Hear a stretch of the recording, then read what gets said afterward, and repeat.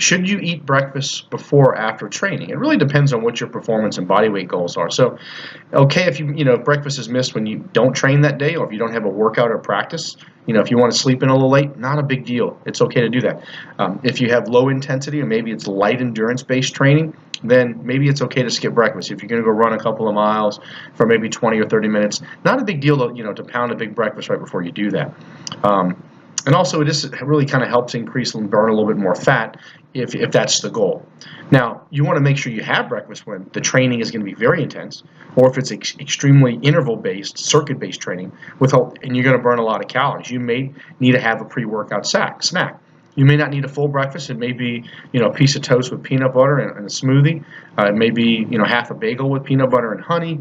It could be a nutrition bar, just something to get in your stomach, get some calories to where we're getting some fuel in there to give you a little bit of energy source before you train. If you have an early morning training session like 6 a.m. or 7 a.m., again, that might be a pre-workout snack that's needed, because it's kind of tough to eat a full breakfast, 30 minutes to an hour before that.